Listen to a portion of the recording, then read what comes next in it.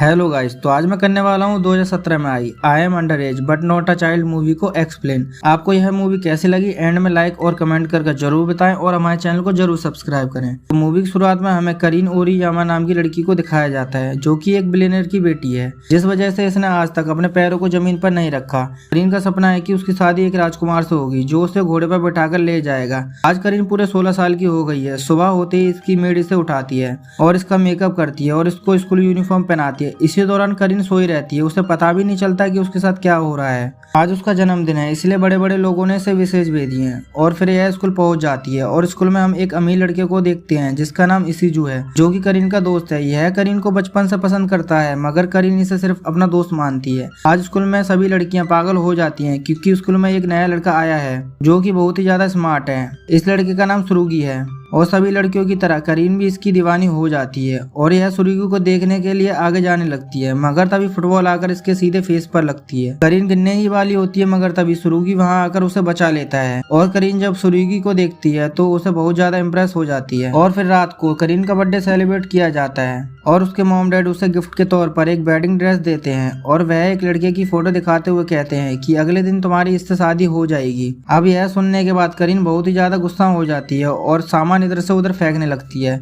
मगर जब उसे पता चलता है कि उसकी शादी सुरुगी से होने वाली है तो वह बहुत ही ज्यादा खुश हो जाती है और शर्माकर अपने रूम में भाग जाती है। और अगले दिन इन दोनों की शादी करा दी जाती है और यह दोनों एक दूसरे को प्रॉमिस करते हैं कि यह बात वे किसी को नहीं बताएंगे। फिर शादी होने के बाद करीन सुरुगी के घर जाती है मगर वह उसके घर को देखकर पागल हो जाती है क्योंकि वह घर बहुत ही ज्यादा छोटा और अजीब सा था। फिर उस घर में से एक औरत चिल्लाते हुए बाहर आती है। यह देखकर करीन बहुत डर जाती है और फिर यह दोनों अंदर जाते हैं और करीन अपनी स्वागत को लेकर बहुत ही ज्यादा एक्साइटेड होती है, मगर सूर्यमुखी इसके सभी सपनों को तोड़ देता है और बोलता है कि मैंने तुमसे शादी सिर्फ इसलिए करी है क्योंकि मुझे पैसों की जरूरत थी और तुम्हारे पैसों से मेरे पापा का सारा कर्जा उतर जाएगा। और वह यह बोलता है कि हम दोनों एक साथ नहीं सो सकते, तुम अलग कमरे में सोना और मैं अलग कमरे में सोऊंगा। और फिर सुरुगी उस पर चिल्लाते हुए कहता है कि तुम जैसी लड़कियां सिर्फ शक्ल देखकर ही शादी करती हो और तुमने भी मुझसे शादी इसलिए करी है क्योंकि मैं दिखने में अच्छा हूँ। अब यह बात इसको बहुत ही ज्यादा बुरी लगती है और वह जाकर सो जाती है।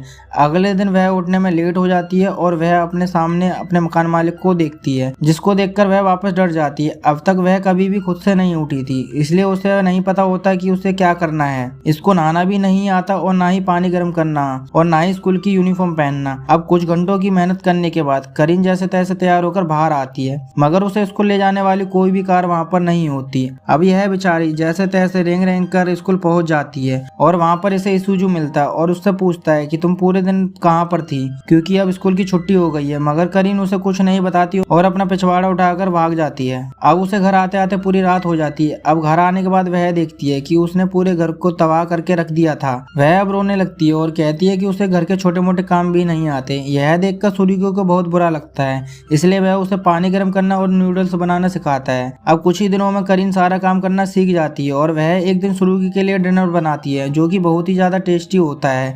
अब जैसे जैसे दिन बीतते जाते हैं इसके मंथली खर्चे भी बढ़ने लगते हैं। अब सुरुगी को टेंशन होने लगती है कि अब इन बचे हुए पैसों से घर कैसे चलेगा। अब यह देखकर करीन अपने डैड को फोन कर देती है और उसके डैड उन दोनों को अपने घर पर इनवाइट करते हैं और वह सुरुगी को पैसे देने लगते हैं, मगर सुरुगी उन्हें यह कहकर मना कर देता है कि हमारे पास जितने भी पैसे हम उसमें घर चला लेंगे। अब करीन के डैड इन दोनों को आज रात के लिए यहीं पर रुकने के लिए बोल देते हैं। अब वह सुबह स्कूल जाते टाइम करीन अपने शेफ से माफी मांगती है क्योंकि वह उसके बनाए हुए खाने को हमेशा फेंक दिया करती थी। इसने कभी भी खुद से खाना नहीं बनाया था, मगर जब इसने खुद से खाना बनाया तब इसको पता चला कि खाना बनाने में कितनी मेहनत लगती है। अब यह देखकर करीन की फैमिली भी शौक हो जाती है क्योंकि करीन ने अपनी लाइफ में पहली बार किसी से माफी मांगी थी। स्कूल में यह दोनों अलग ही रहते हैं और एक दूसरे को देखकर स्माइल करते रहते हैं। वहीं सूजी भी इन दोनों को साथ में देख लेता है और इन पर शक करने लगता है। फिर स्कूल की सभी लड़कियां सुरुगी को खाना ऑफर करती हैं क्योंकि वो स्कूल की सभी लड़कियों का क्रश था, मगर यह देखकर इनको जलन होने लगती है, इसलिए वो सभी लड़कियों को वहां से जाने के लिए बोलती है।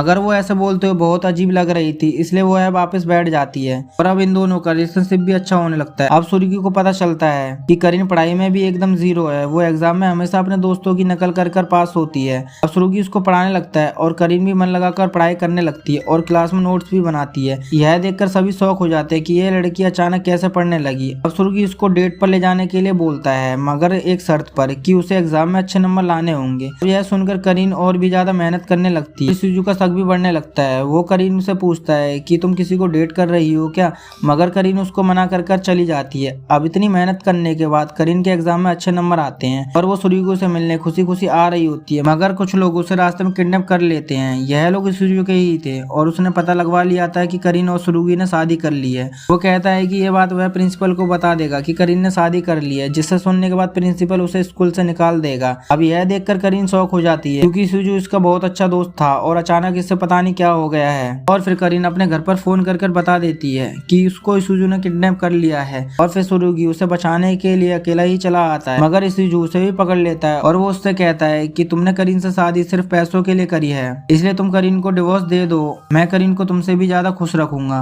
और अब सुरुगी भी करीन से प्यार करने लगा था। फिर वो करीन को उसके पापा के घर जाने के लिए कार में बैठा देता है और वह बोलता है कि हम डेट पर जरूर जाएंगे। और फिर अगले दिन वो दोनों डेट पर जाते हैं और घूमते फिरते हैं और बहुत ज्यादा एंजॉय करते हैं। अब पूरा दिन बिताने के बाद सुरुगी करीन से डिवोर्स की बातें करता है, जिससे सुनकर करीन बहुत ही ज्यादा दुखी हो जाती है और रोते हुए अपने घर आ जाती है। अब सुरुगी को उसकी फैमिली भी उसे बहुत डांटती है और करीन की फैमिली भी सोच में पड़ जाती है कि सुरुगी ने ऐसा क्यों किया। फिर करीन के पास सूजू आता है और उसे बाहर ले जाता है और उसे एक प्रिंसेस की तरह ट्रीट करता है, जैसे करीन का बचपन का सपना था। और उधर सुरुगी के पास डिवोर्स के पेपर और करीन की डायरी भी पहुंच जाती है, जिसे खोलकर देख सुरुगी समझ जाता है कि करीन को क्या चाहिए। फिर वो भागकर सूजू के पास आकर बोलता है कि उससे दूर रहो। फिर सूजू कहता है कि करीन ने मेरा प्रपोजल मना कर दिया है क्योंकि वह सिर्फ तुमसे ही प्यार करती है। यह सुनकर वो वापस अपने घर आता है जहाँ उसे करीन मिलती है और वो उससे अपने दिल की बात बता देता है और फिर ये दोनों लास्ट में किस करते हैं और इस तरह इस मूवी का एंड होता है। मूवी अच्छी लगी हो तो वीडियो को लाइक करें, कमेंट करें और हमारे चैनल को सब्सक्राइब करें। Thank you.